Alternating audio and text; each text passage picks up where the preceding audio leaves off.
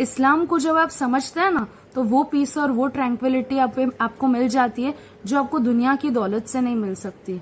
या बोलते हैं ना, कोई इंसान आपको वो चीज नहीं दे सकता जो आपको एक सजदा दे सकता है, जो आपको अल्लाह के सामने झुकना दे सकता है।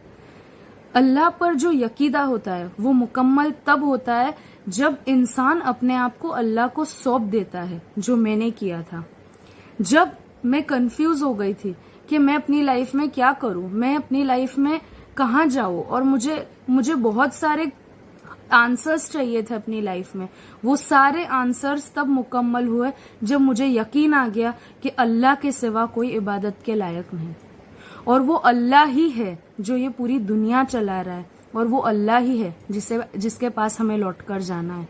तो ये एहसास जब हमारा आ जाता है ना दिल में, तो सारा डिप्रेशन, सारी मुश्किलें, सारी दुनिया की चीजें फेल हो जाती है उसके आगे। क्योंकि अस्सलाम वालेकुम, आई होप आप सब खैरियत से हैं। मेरी वीडियोस को पसंद करने के लिए, मेरी चैनल को सब्सक्राइब करने के लिए आप सबका तहे दिल से शुक्रिया। आज मैं आप सबके साथ शेयर करना चाहूंगी कि मेरी जिंदगी कैसे तब्दील हुई, मेरी जिंदगी में चेंजेस किस तरह आए, और कैसे अपने आप को मैं एक कम्प्लीटली डिफरेंट पर्सन की तरह देखती हूँ आज। है ना, हम जब एक आइडियोलॉजी में होते हैं जिसका कोई बेस नहीं होता, जिसका कोई फॉर्म नहीं होता, और हम कंफ्यूज्ड होते हैं लाइफ में, तब हम ऐसी चीजों के पीछे भागते हैं जो हमारे लिए बिल्कुल भी फायदेमंद नहीं होती। जैसे कि अगर मैं अपनी जिंदगी का एग्जाम्पल लूं, तो आपसे मैंने अपने फर्स्ट वीडियो में शेयर किया था कि एक पीरियड ऑफ लाइफ था जहां मैं डिप्रेस्ड थी, जहां पे मुझे एंजाइटी इश्यूज थे, और वो डिप्रेशन सिर्फ मुझ तक था क्योंकि मैंने किसी के साथ ज्यादा शेयर नहीं किया था what I was going through. और वो लाइफ का जो एक पार्ट था, उससे आज मुझे पता चलता है कि मेंटल हेल्थ इंसान का कितना इम्पोर्टेंट होता है। और सिर्फ खुद की जिंदगी में कोई ट्रॉमा नहीं चाहिए होता है मेंटल हेल्थ को अनस्टेबल होने के लिए। मेंटल हेल्थ कोई भी पॉइंट पे आपका गिर सकता है, या कोई भी पॉइंट पे कहते हैं ना अनस्टेबल हो सकता है। हो सकता है कि जो सराउंडिंग के जो इश्यूज हो रहे होते हैं, या सराउंडिंग जो आपके लोग होते हैं उनके साथ अगर कुछ हो जाता है, तभी किसी इंसान के दिमाग पे असर कर जाता है और वो इंसान डिप्रेस हो जाता है।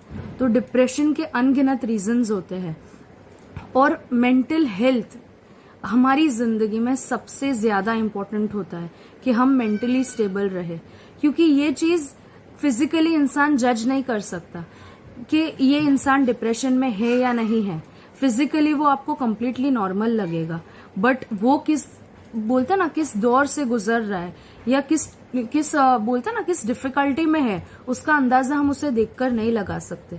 तो वो जो एक पीरियड था मेरी लाइफ में, उसके बाद जब वो गुजर गया, जब वो खत्म नहीं हुआ था बट वो गुजर गया था और वो एक थोड़ा सा पीछे हुआ था, तब उसके बाद मेरा रवैया लोगों से टोटली चेंज हो गया था।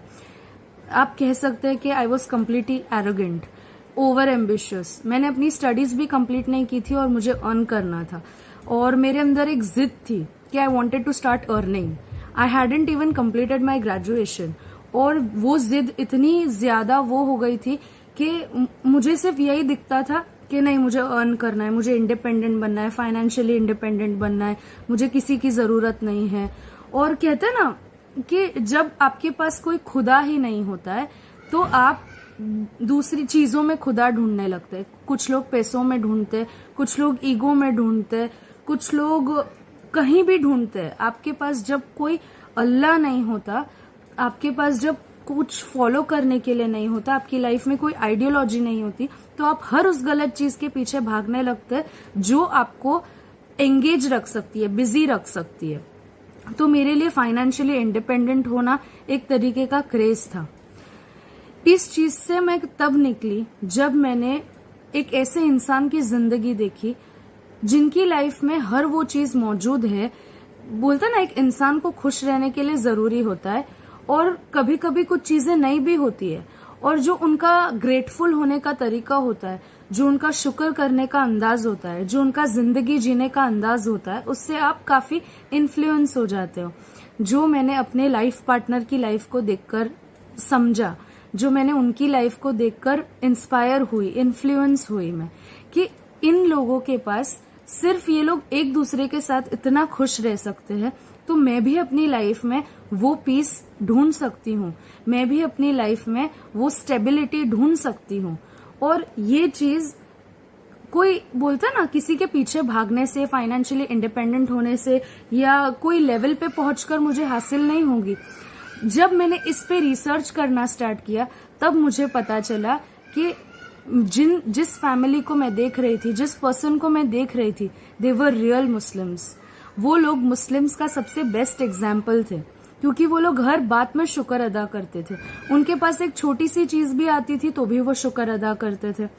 तो वो जो कहते हैं ना कि अल्लाह से वो लोग खुश थे, वो लोग उनकी लाइफ में अगर कुछ अच्छा होता था तो भी वो लोग शुक्र अदा करते थे, अगर कोई मुश्किल आती थी तो भी वो लोग सब्र कर लेते थे। और वो जो मेंटालिटी थी उससे मैं काफी इन्फ्लुएंस हो गई थी, उससे मैं काफी अफेक्ट हो गई थी और उससे मुझे काफी खुशी मिलने लगी थी। और हो सकता है कि कहते हैं ना कि वो जो उनको मैंने देखा था, उस फैमिली को मैंने देखा था, जिस फैमिली का हिस्सा आज मैं हूं अल्हम्दुलिल्लाह, वो फैमिली ने मुझे इतना इंस्पायर किया कि मैं ये सोचने लगी कि ऐसी तो क्या चीज है, फैमिली तो हमारी भी होती है, इनमें क्या अलग है और मुझ में क्या अलग है। और वो चीज थी इस्लाम, वो चीज थी कलमा, वो चीज थी अल्लाह की मौजूदगी हमारी जिंदगी में। वो चीज थी कि अल्लाह का खौफ जब हमारी जिंदगी में आ जाता है, जब हम समझने लगते हैं कि अल्लाह से ऊपर कोई जात नहीं है और अल्लाह से बढ़कर कोई जात नहीं है, तब हम जिंदगी में असल सुकून पाते हैं। मैं जानती हूँ ऐसे बहुत सारे मुस्लिम्स को मैं जानती हूँ जो लोग हैं मुस्लिम्स, बट उन लोगों की लाइफस्टाइल को देख के आप बिल्कुल नहीं ऐसा आपको लगेगा कि ये लोग मुस्लिम्स हैं। मुझे नहीं समझ में आता कि क्यों लोग इस्लाम को और इस्लाम फॉलो करने को बैकवर्ड समझते हैं या ऐसा कुछ समझते हैं जो सोसाइटी में मैच नहीं होता। आप 5 टाइम्स का प्रेयर जो सबसे इम्पोर्टेंट होता है, रोजा रखना, और जो 5 पिलर्स ऑफ इस्लाम है, इस सब को फॉलो करके आपको क्यों ऐसा लगता है कि आप सोसाइटी में पीछे हो जाओगे? क्योंकि जो लोग जो दूसरी कम्युनिटीज को या दूसरे रिलीजन्स को बिलोंग करते हैं या जो एथिस्ट होते हैं, वो लोग यही सारी चीजें देखकर, यही जो मुस्लिम्स का जो वे ऑफ लिविंग होता है वही देखकर तो इस्लाम की तरफ खींचे चले आते हैं। तो आप मुस्लिम्स होकर क्यों उस चीज को हाइड करते, क्यों उस चीज को कवर करते हैं? हमारा रिलीजन, हमारा बोलते हैं ना, एक रीजन है जिससे हमें प्राउड फील करना चाहिए। Islam makes you a better human being. Islam को जब आप समझते हैं ना, तो वो पीस और वो ट्रैंक्विलिटी आपको मिल जाती है जो आपको दुनिया की दौलत से नहीं मिल सकती। या बोलते हैं ना, कोई इंसान आपको वो चीज नहीं दे सकता जो आपको एक सजदा दे सकता है, जो आपको अल्लाह के सामने झुकना दे सकता है। अल्लाह पर जो यकीदा होता है वो मुकम्मल तब होता है जब इंसान अपने आप को अल्लाह को सौंप देता है, जो मैंने किया था। जब मैं कंफ्यूज हो गई थी कि मैं अपनी लाइफ में क्या करूं, मैं अपनी लाइफ में कहाँ जाऊं, और मुझे बहुत सारे आंसर्स चाहिए थे अपनी लाइफ में। वो सारे आंसर्स तब मुकम्मल हुए जब मुझे यकीन आ गया कि अल्लाह के सिवा कोई इबादत के लायक नहीं, और वो अल्लाह ही है जो ये पूरी दुनिया चला रहा है, और वो अल्लाह ही है जिसके पास हमें लौटकर जाना है। तो ये एहसास जब हमारा आ जाता है ना दिल में, तो सारा डिप्रेशन, सारी मुश्किलें, सारी दुनिया की चीजें फेल हो जाती है उसके आगे, क्योंकि आपका यकीदा इतना मजबूत हो जाता है, आपका यकीदा इतना स्ट्रांग हो जाता है, आपका ईमान मुकम्मल हो जाता है। तो ये एक बोलता है ना, एक ग्लिम्स था मेरी लाइफ का जो मैं आप सबके साथ शेयर करना चाह रही थी। और अगर इसमें से कोई भी बात है जो आपको अच्छी लगी हो तो कमेंट सेक्शन में जरूर बताना। आगे भी मैं इस टॉपिक पे डिस्कस करूंगी इंशाल्लाह मेरी नेक्स्ट वीडियो में। तब तक अल्लाह हाफिज, दुआ में याद, अस्सलाम वालेकुम।